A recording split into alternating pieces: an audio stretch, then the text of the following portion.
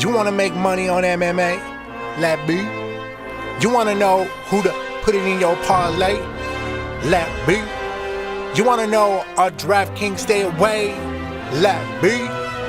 So, who has the Leslie Smith underdog pick? Who was the Mexican dude and the lesbian chick? Everybody say you mean Lesbo and the Bean. Who's that out there living they dream? Lesbo and the Bean. Who's that still smoking all the green? Lesbo and the Bean. Come on y'all, let me hear you scream. Lesbo and the Bean. Welcome back, 99. We're about to make a big leap here at LaTB. Episode 100 right around the corner. Is that our centennial episode? That will be surprising how far we've come. Yeah, look at us. We almost have a whole studio. You guys, it's coming apart a little bit at the seams. It is. Renovations are underway, so hopefully we can bring some fun stuff to the YouTube audience. More than anything, get a little bit better sound quality in here as we trudge along through all of this MMA verse and general hot topic issues that have been going on. Quickly, how have you been since we last got together? That would be one of those hot button issues, and I just said that just so I can put that as one of those little words so people will be like, Kanye? Oh, talking about Kanye? And that's all we had to say about that. So, Yeezy?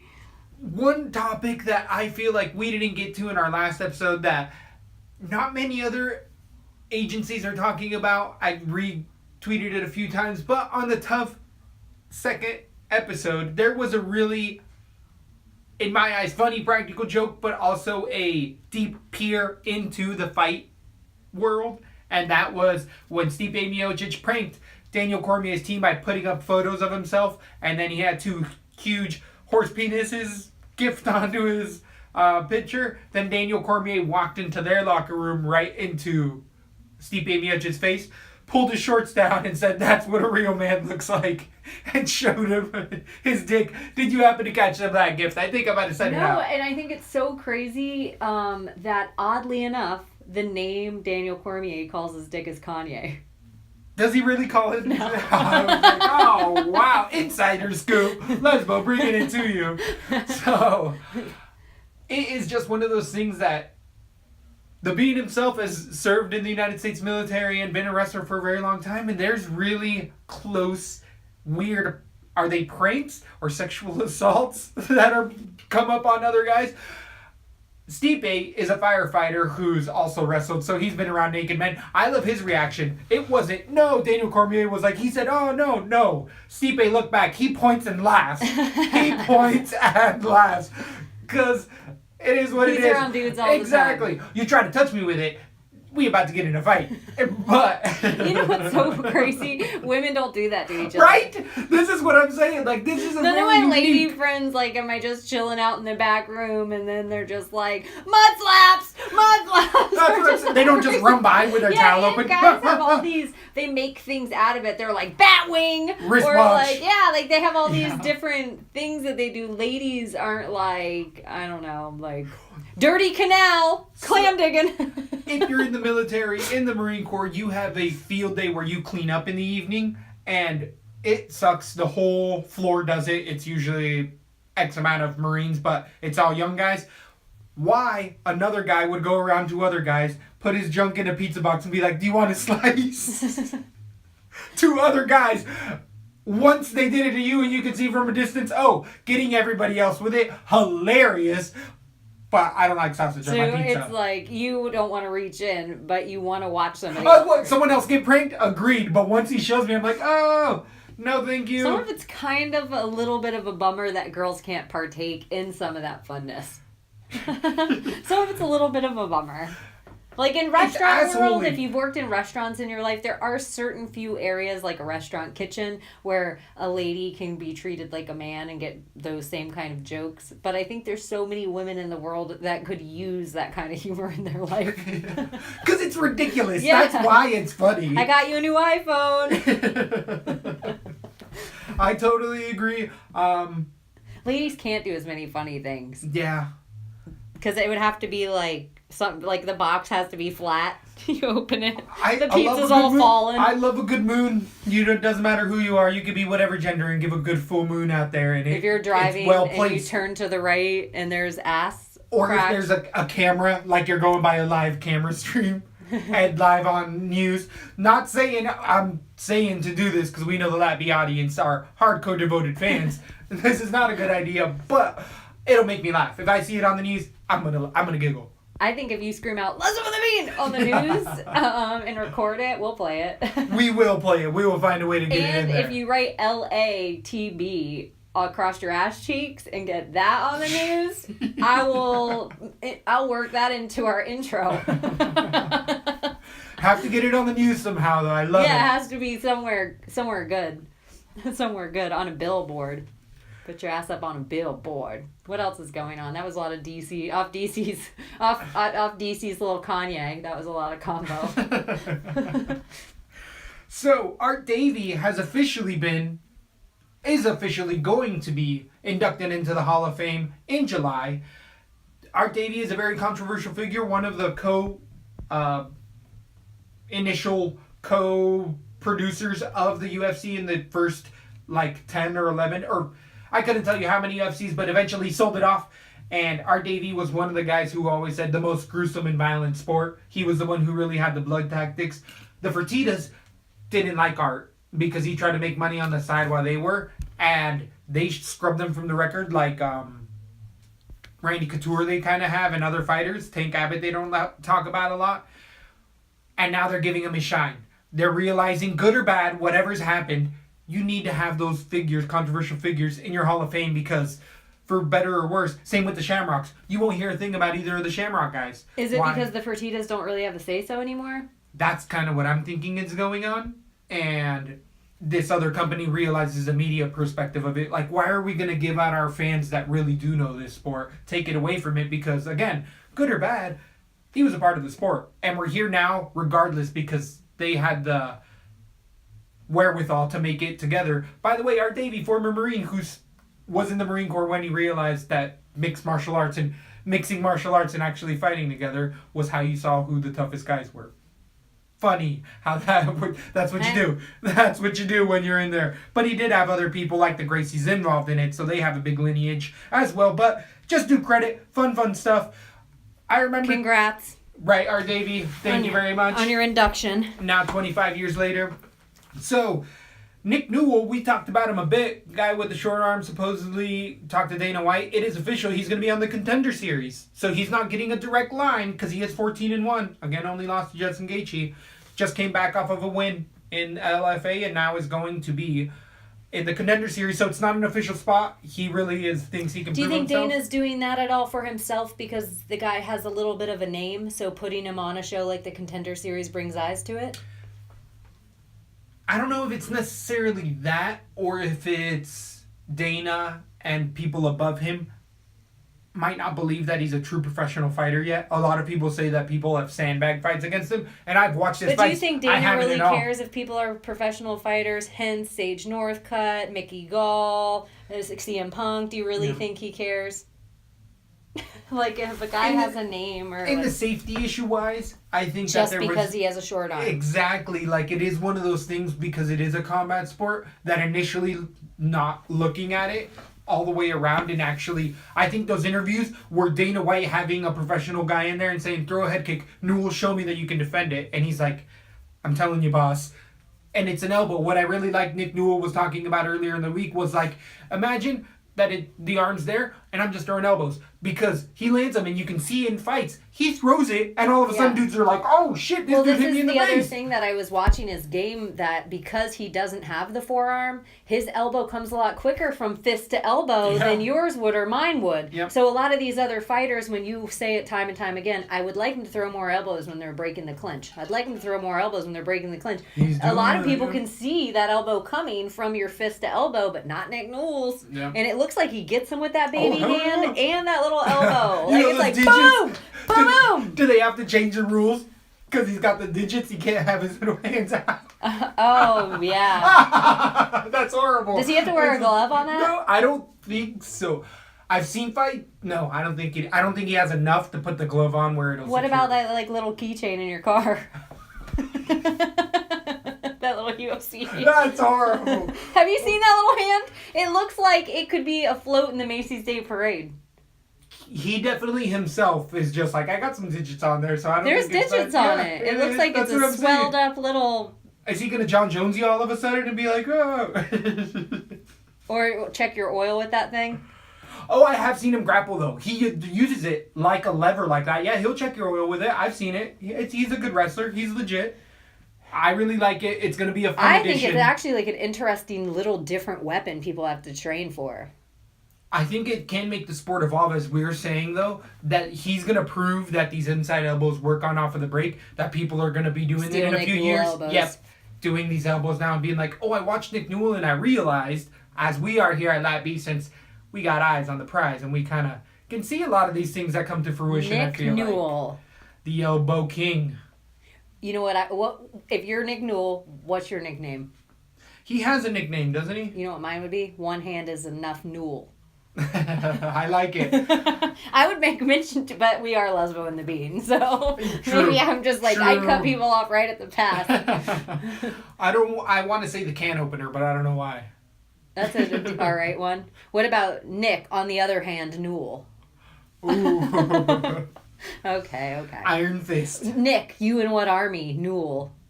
Army. So, other stuff that's been going on with the UFC right now, we do have quick back into right before the Daniel Cormier. Did you happen to watch some of the JRE Eddie Bravo stuff? It's not necessarily UFC, but I do think that Joe Rogan is UFC. When you say Joe Rogan, you're essentially talking about UFC as much as he tries to distance himself from That's true. that. It's not. It's anonymous, and he can't say otherwise because he's the voice of the UFC and has been for years. So, did you happen to catch his last fight breakdown with over the Bellator event that we went over? Yes, the fight companion with Brendan Schaub, Eddie Bravo, Joe Rogan, and Joe Rogan's half of Joe Rogan's brain, young Jamie. Number one dick rider. Yeah. Young Jamie. Yeah, flatter shill, young Jamie. I don't mind. I actually looked up young Jamie's t-shirt line during this whole episode because they make mention to it all the time. Dude, you have the best platform of any other person in podcasting to put your line out on, and that's the bullshit you come up with? Have you seen his shirts? Nope. He literally uses like the Bitmoji that's the face with the tongue out like and it's the dollar sign. Oh, He uses that and then it says flatter shill. And it's a black shirt. It's like, come on, put flatter shill? Flat earth shill. So he's a shill for the flat earthers? Or wait, globe earth, round earth shill. Okay. Whatever. Okay. But just whatever. Just Okay, I don't even know what okay. it says. I'm like, hey, put a little effort into the design of your shirt. Like, make some cool shirts. So, the reason we're picking on young Jamie a little bit is because he specifically went after my main, Eddie Brafch himself. Joe Rogan went after Eddie Brafch, and Eddie was the only one being like, all right, guys, calm down. And someone's apparently education was put on the line. And young Jamie was just, it was such a very unique time that I'm like, oh, that's why I don't like to hear you on the podcast. Joe, that's why reasons I fall off, because they gang up on multiple other people that I've heard over time. Yes. And I've been a big Joe follower for a long time, but I'm liking anything Eddie Bravo's doing. Tripoli, that's the guy to listen to now. That's a fun one. I agree. Sam Tripoli, if you guys aren't right now, tinfoil hat, make sure you're following Sam Tripoli.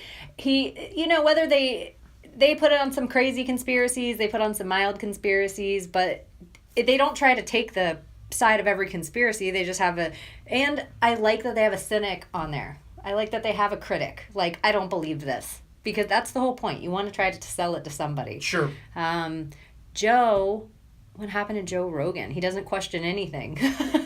Rogan questions nothing. That's exactly what I think. I'm like, Joe, you were the number one voice for a lot of people that were thinking alternatively, and now you're not. And now it's something else. He did seem like he got upset. You're wasting our time. Yes. No, I want to listen to Eddie Bravo. I agree. That's why I listen to it. I want to listen to people who don't agree with me and don't think the way I do. Agreed. The fact that Joe Rogan said that, it's like, oh, you made this really clear all of a sudden what kind of show this is becoming. That's and what I don't know if thought. I want to be on board with that too much longer. Joe Rogan.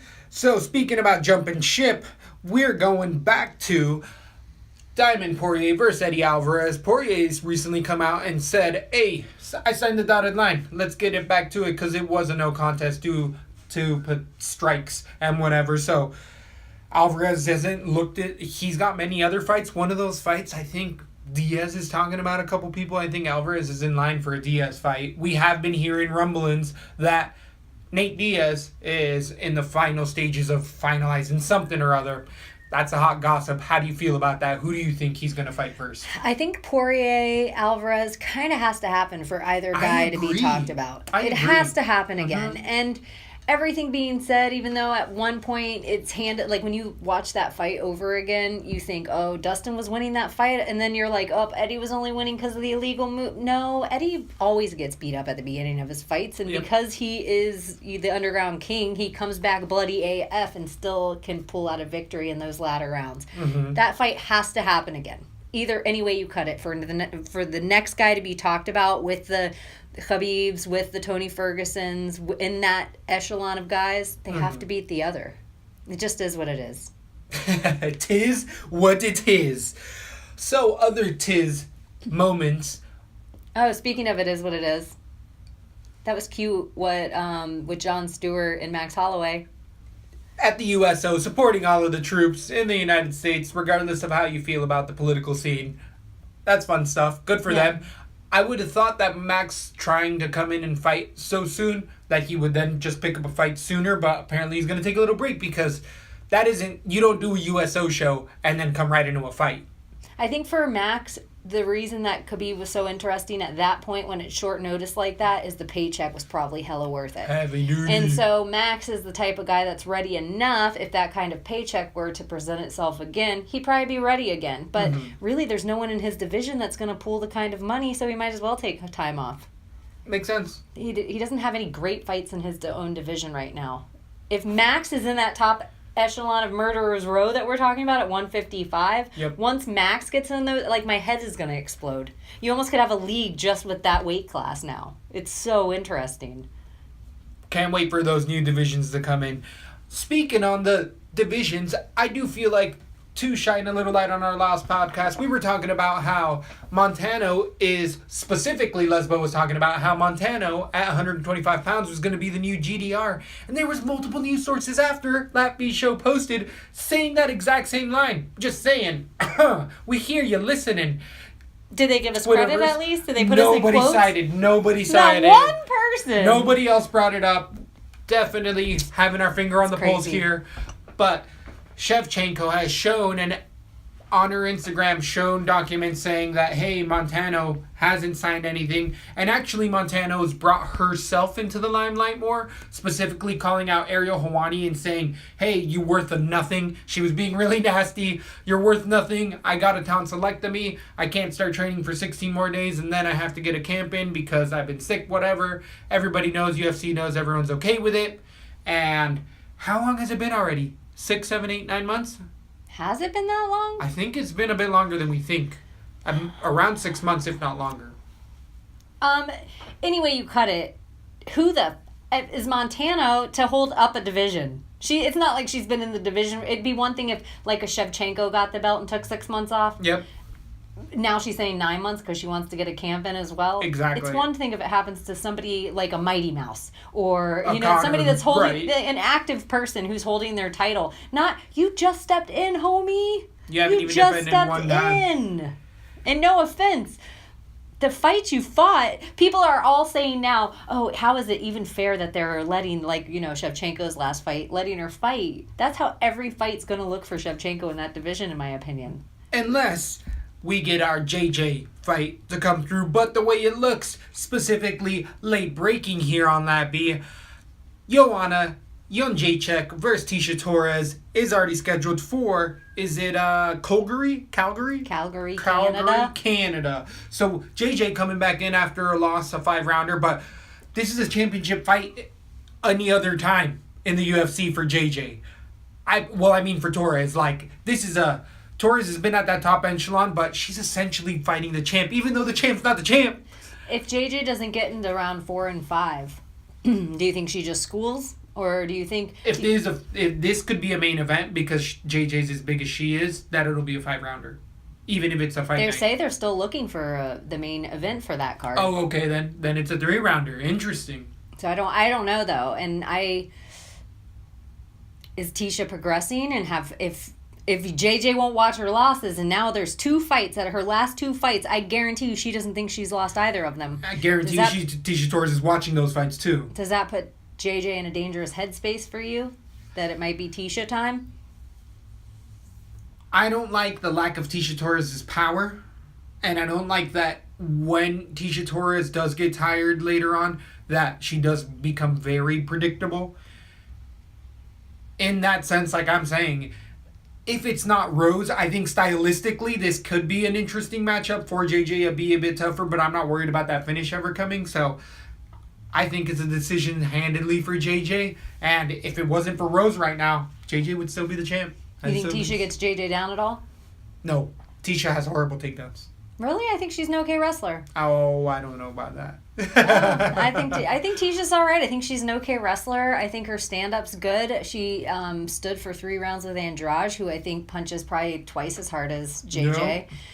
I think Andrade has just as good takedown defense as JJ. I believe she got Andrade down, but maybe not. Oh, yeah. It was the greatest 69 I ever seen in the UFC at Orlando. Yeah. With Felony himself. I don't know. I'm interested in that fight. It's not the JJ of yesteryear. A JJ that won't admit defeat does not become a better JJ, in my opinion. I think it's going to be a 3 or 4 to 1 favorite JJ dub. I might got a little tiny tornado underdog right now. Woo! You and Pennington. You and Raquel Pennington. I like Raquel too, though. I don't know. Her against Amanda, it makes me nerve. So, other fights that have been put on to later dates, we have Michael Chiesa versus Anthony Pettis being taken off of that Boston card, and now it's on 226. That 226 card is getting deep. Fat. Super deep. That is a hell of a card. What are some other fights on 226? Good ones. Let's look it up. I'll look it up while you... So Chiesa versus Pettis, it's going to be moved on. We already did a breakdown for it, so we'll just hash that over later on. But before that, we have another interesting kind of matchup outside of the UFC. I believe it's in One or Resin Championships, and it's Ian McCall versus Koji Horiguchi. Even though this isn't a UFC bout, if you're going to be betting on it, guess what? You're going to be betting against whether Ian McCall makes it to the ring or not, because that's the number one thing, especially going overseas. It's Ian McCall's kryptonite. Koji Horiguchi has looked better than he ever has. He's come off of that American Top Team and been living now in Japan for a lot longer, but Koji, outside of the UFC, is one of the premier talents at the top 5 UFC fighter outside of the UFC, who's now making way more bank beating guys not as hard. And you got him in that fight? I got Koji in a heavy margin. His wrestling has been up to par, especially I agree after with you. American Top Team. I also think Uncle Creepy's brittle. That's, exactly kind of what I've been alluding to, too, is just, if he makes it there, he's going to break with the first few punches regardless. He already can't make a fist. It's unfortunate for Ian McCall that he puts himself in this situation. He needs to keep on his podcast and doing other things, but just cash to be made, money on Horiguchi. Maybe not inside the distance. I think Ian McCall, even though he's brittle, he has the heart of a warrior and does. Yeah, he's hardcore, gypsy. He will break his hand and foot and still go to a decision just because he doesn't go night-night in so there too often. 226 is Cormier versus Miocic. Saki versus Roundtree. Yep. Gokhan Saki. Yeah, that's a fun one. Versus Roundtree Jr. Holloway versus Ortega. Fun. So I thought you said he was off. He's Holloway not. versus Holloway versus Ortega. That's July 7th. Nagano versus Lewis. Gee. I just jizzed my pants. Saki Roundtree. Hall Costa. Fun. Uriah Hall versus Fun. Costa. Asuncao versus Rob Font. That's a really good one, too. Both high-rated Medeiros versus Perry. So far. That's just the main card. Wow. That's just the main card. That is heavy duty. 2 belts. We have Max Ortega, which is a really interesting. You also said stylistic Chiesa matchup Pettis. that just got put on. Yeah. Wow. And the Ultimate Fighter, if that's that weekend, Yeah. we do it? Will it be the main event from the Ultimate Fighter as well? The undefeated Yeah, it season? should. Yeah. I think so. Or Wow, the Coach wow, Fight wow. Afterwards. So, super, super fun. 226 coming down the pipeline. Now we just got to keep that injury bug away. That little son of a bitch is always lurking around the corner. I don't even know about the injury, but well, yeah, Tony, he was hiding in a cable, just chilling out. Someone actually coming back from the injury bug. Someone who had some ayahuasca, who had some changing of minds, who's been announcing for a long time, and I actually thought should just stick with the announcing. Dan Hardy putting his hat back in the game. What?